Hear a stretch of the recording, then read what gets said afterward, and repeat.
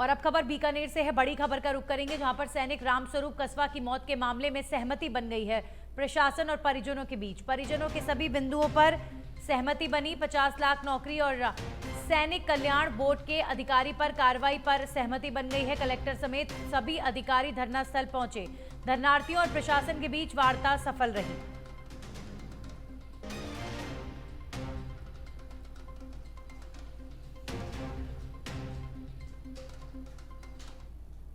वहीं पोखरण से बड़ी खबर आ रही है, जहां पर युवक के प्रेम विवाह के मामले में उसके मामा और भाई को इसका खामियाजा भुगतना पड़ा। नाराज लड़की के परिजनों ने पोखरण से मामा और भाई का अपहरण कर लिया। पालीवाल छात्रावास के पीछे से देर रात अपहरण किया गया।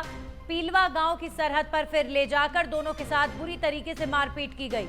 मारपीट में गंभीर घायलों को मरा समझकर वहां से लड़की के परिजन भाग गए और फिर अपहरण की सूचना पुलिस को जब मिली तो एसएचओ राजूराम बिश्नोई ने गंभीरता से इस पूरे प्रकरण को लिया है और पुलिस की विशेष टीमें घायलों तक पहुंची और उन्हें अस्पताल में उपचार के लिए ले जाया गया।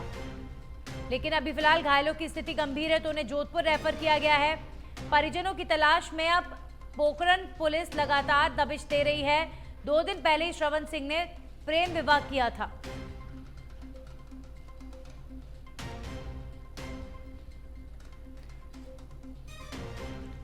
तो एक युवक द्वारा प्रेम विवाह करने पर उसके परिजनों को इसका खामियाजा भुगतना पड़ा।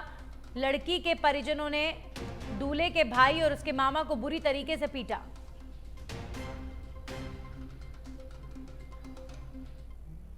और अब खबर नीमका थाना से है, जहां पर स्वच्छता अभियान के तहत आईजी के निर्देश पर पुलिस अधीक्षक कार्यालय परिसर में साफ सफाई की गई।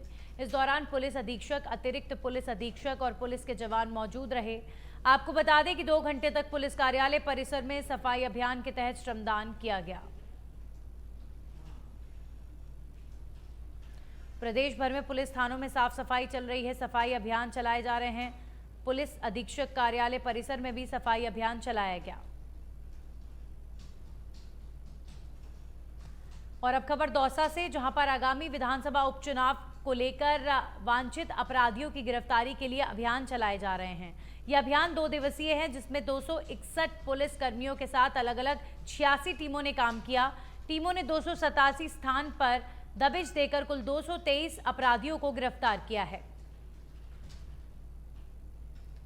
तो दौसा में पुलिस ने विशेष अभियान चलाकर कई अपराधियों की गिरफ्तारी की है और इसे आने वाले उपचुनाव से जोड़कर देखा जा रहा है।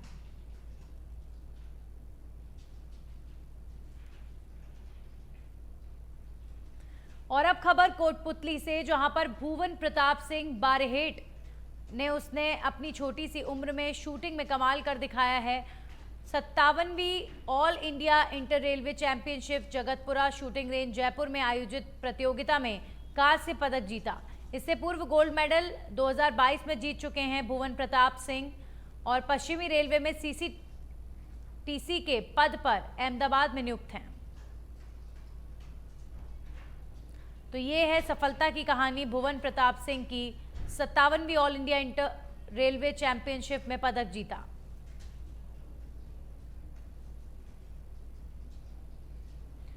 वहीं अलवर में लंबे समय से गंदगी को लेकर सुर्खियां अलवर बटोर रहा है। केंद्रीय मंत्री भूपेंद्र यादव ने तत्कालीन नगर निगम कमिश्नर और कार्यवाहक महापौर घनश्याम गुर्जर को फटकार लगाते हुए इंदौर का दौरा कर सफाई व्यवस्था सीखने की नसीहत दी है, लेकिन तब भी कोई काम नहीं हुआ, जिसके बाद अब कलेक्टर के तबादले हुए और अलवर जिला कलेक्टर अर्तिका शुक्ला को यहां पर लगाया गया है। अब शहर की काया पलट गई है। साथ ही जिला कलेक्टर ने एक अभियान के तहत शहर में कई जगह पर निरीक्षण भी किया है। आज हमने इन नवाचार की तरफ से हमारे जो 7 प्रभारीज हैं, उन्होंने सारी अपनी अपनी जगहों पे आज पब्लिक के साथ जोड़ के एक श्रमदान का प्रोग्राम किया था। मैंने रैंडमली सुबह ये डिसाइड किया कि एक श्रमदान में, यहाँ के श्रमदान में मैं खुद आऊंगी, क्योंकि यहाँ के कुछ इश्यूज भी मेरी नॉलेज में थे। यहाँ लोगों ने बहुत अच्छा हमारा सहयोग भी किया और उन्होंने खुद बहुत अच्छे आइडियाज दिए हैं सफाई के लिए। मुझे लगता है इससे मुझे और कॉन्फिडेंस आता है कि अगर ये अभियान चलता रहा तो अलवर सबसे स्वच्छ सिटीज में। और अब खबर लालसोट से है। बड़ी खबर का रुख करेंगे, जहां पर बहुचर्चित फर्जी रजिस्ट्री का मामला सामने आया है और मामले में पुलिस ने कार्रवाई को अंजाम दिया है। फर्जी रजिस्ट्री करवाने वाला आरोपी पुलिस ने गिरफ्तार कर लिया है। तो लालसोट में फर्जी रजिस्ट्री के मामले का भांडाफोड़ हुआ है। बहुचर्चित फर्जी रजिस्ट्री मामले के एक आरोपी को पुलिस ने पकड़ा है।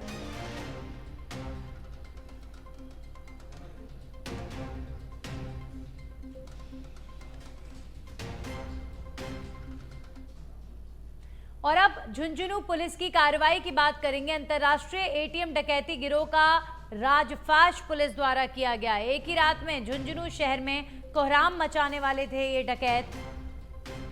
एक एटीएम समेत 3 जगहों पर वारदात को अंजाम देने का प्लान था इनका। हिस्ट्री शीटर डेनिस उर्फ नरेश बावरिया ने नई गैंग बनाई और बीकानेर, नीमका थाना, अलवर, नूह, हरियाणा और बाड़मेर के बदमाश इसमें शामिल किए। एसपी शरद चौधरी ने कार्रवाई का खुलासा करते हुए कहा है कि राजस्थान ही नहीं, देश में कई हिस्सों में हुई वारदातों का खुलासा अब संभव है। एटीएम के साथ बड़ी डकैती की वारदातों का खुलासा अब संभव है। पुलिस ने बड़ी गिरफ्तारी की है। एटीएम लूट की वारदातें पूरे राजस्थान में बहुत सारी हुई, लगातार हो रही थी। विभिन्न जिलों की पुलिस को कभी कभी सफलता भी मिली। झुंझुनू पुलिस को हमारी जो एंटी गैंगस्टर टास्क फोर्स है, कोतवाली पुलिस है, इनको बहुत बड़ी उपलब्धि झुंझुनू पुलिस को, झुंझुनू टीम को मिली है। हमने एटीएम लूट की योजना बनाते एक गैंग को पकड़ा है। आपकी बोलचाल की भाषा। बारिश के मौसम के बाद अब मौसमी बीमारियों का प्रकोप बढ़ने लगा है। चोमू उपखंड इलाके में भी डेंगू के डंक का प्रकोप बढ़ता हुआ दिखाई दे रहा है, जिससे डेंगू और मलेरिया के मरीजों की संख्या में इजाफा होने लगा है। चोमू में अब तक करीब आधा दर्जन से ज्यादा डेंगू के मामले सामने आ चुके हैं। वहीं चिकित्सा विभाग अभी भी सही आंकड़े जारी नहीं कर रहा। शहर के सरकारी अस्पताल की ओपीडी की बात करें तो पहले करीब 600 से 700 के बीच ओपीडी चल रही थी, लेकिन अब सरकारी उपजिला अस्पताल की ओपीडी 1000 के पार पहुंच चुकी है और निजी अस्पतालों की भी ओपीडी की संख्या में 2 गुना बढ़ोतरी हुई है। वहीं मौसमी बीमारी के कारण सर्दी, जुकाम, बुखार, खांसी के मरीजों की संख्या में भी इजाफा हो रहा है, जिसमें प्लेटलेट्स कम होने के कारण मरीज डेंगू और मलेरिया की बीमारी की चपेट में आ रहे हैं।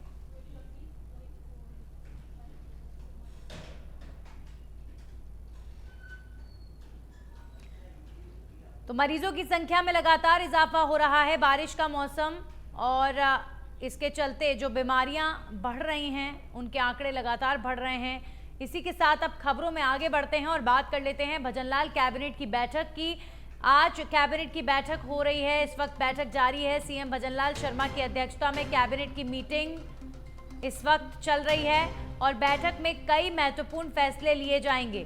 तो बैठक शुरू हो चुकी है, इस वक्त कैबिनेट की बैठक जारी है और जैसे ही कैबिनेट की बैठक संपन्न होगी, तमाम वो जो निर्णय इस बैठक में लिए गए हैं वो सभी को बताए जाएंगे। कई महत्वपूर्ण निर्णय आज भजन कैबिनेट ले सकती है। तो सीएम भजनलाल शर्मा की अध्यक्षता में कैबिनेट की बैठक जारी है।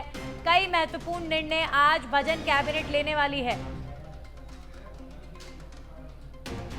फिर चाहे वो मंत्रालय कर्मचारियों की ग्रेड पे को बढ़ाने की बात हो या फिर राइजिंग राजस्थान को लेकर उद्योग को बढ़ावा देने के लिए रियायतें देने की बात हो या फिर सौर ऊर्जा के क्षेत्र को लेकर बड़े निर्णय हो, आज कई निर्णय कैबिनेट लेने वाली है। तो भजनलाल कैबिनेट की बैठक जारी, सीएम भजनलाल की अध्यक्षता में कैबिनेट की मीटिंग चल रही है और अब से कुछ ही देर में जैसे ही बैठक संपन्न होगी, तमाम फैसले आप सबके सामने रखे जाएंगे जो आज कैबिनेट में लिए गए हैं।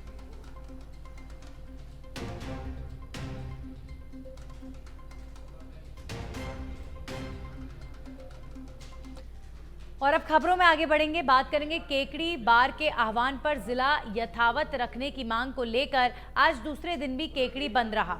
लोगों में आक्रोश के चलते पूरे शहर के प्रतिष्ठान पूर्ण रूप से बंद रहे। कोर्ट परिसर में अधिवक्ताओं का धरना आज चौथे दिन भी जारी रहा। वहीं धरने के दौरान सरकार के खिलाफ जबरदस्त नारेबाजी भी देखने को मिली है।